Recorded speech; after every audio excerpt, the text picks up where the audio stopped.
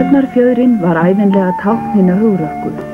Í gamla daga, þegar Gresjan teygði sig ósnortin allt til himinhárra fjalla í fjarska, veitti hún börnum sínum, indjánunum, ríkulegt lífsviðurværi.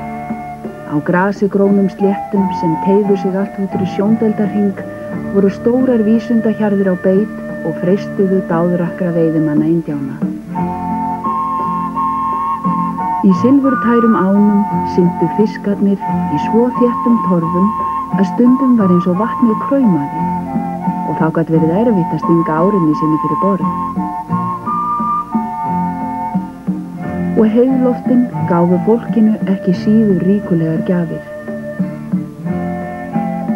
Og yfir þessari fögru indjánaveröld brosti á hverjum degi indjánasól í heiði.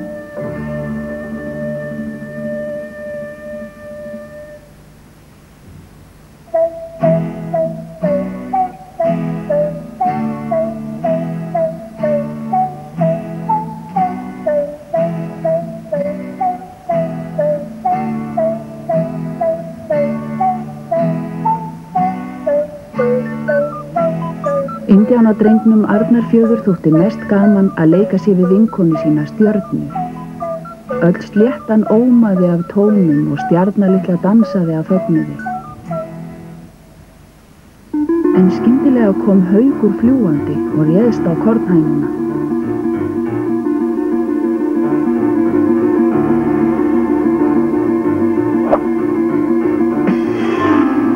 Arnarfjöður hafði ekki til einskis tekið bogann með sér. Hann skaut ör af streng beint í brjóst hauksins.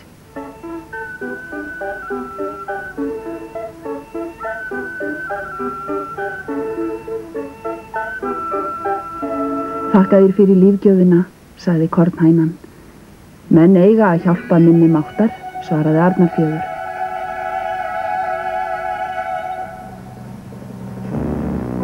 Skyndilega var friðsældin á enda.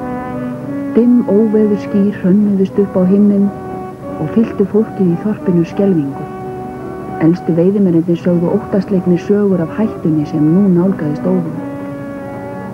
Eftir sléttunni þrammaði Sung, risinn ógurlegi. Hann hafði höfuð af dreka, hann bytu engin vopn og enginn fékk stöðvað framgang hans. Kornhænan kom fljúgandi til barnanna og sagði: Hver sá sem getur höggvið brjóstlífan sundur með öxi sinni í einu höggi mun sigran. Gleymi því ekki í einu höggi. Arnarfjöður vildi hugga Stjörnu litlu og sýndi henni leikni sína með stríðsöxina.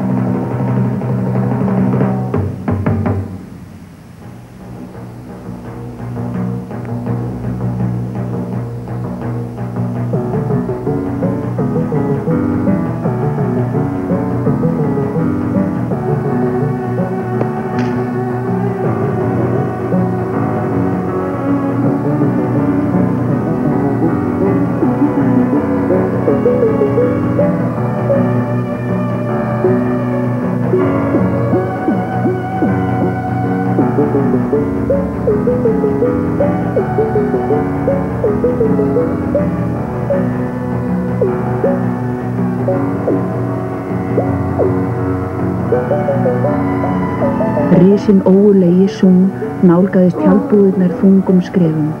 Veiðimennirnir tóku skelfingu lostnir til fótanna.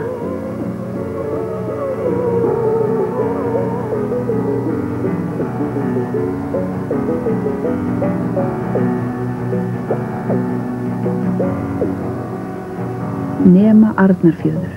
Hann ákvað að berjast ótrauður.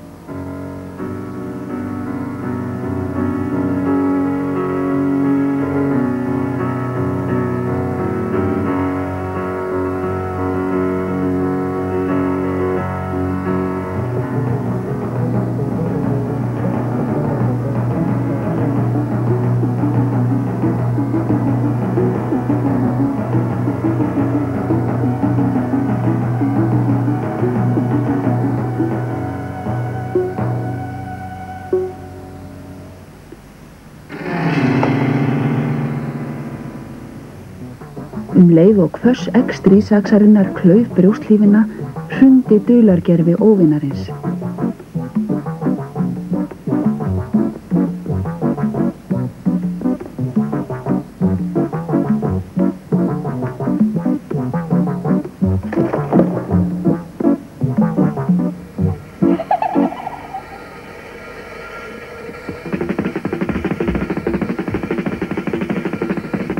Stríðismaðurinn blygðaðist sín og lagði á flótta undan Arnarfjörður litla, svo sá í iljarónu.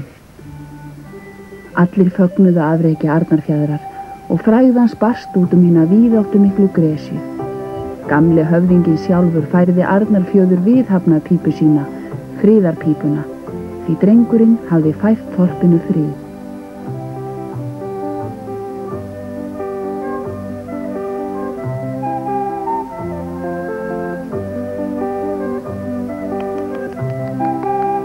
Og sólin brosti blíðlega til vinar síns leið og hún lagðist til svefns bak við sjóndeildarhringinn í fjarska.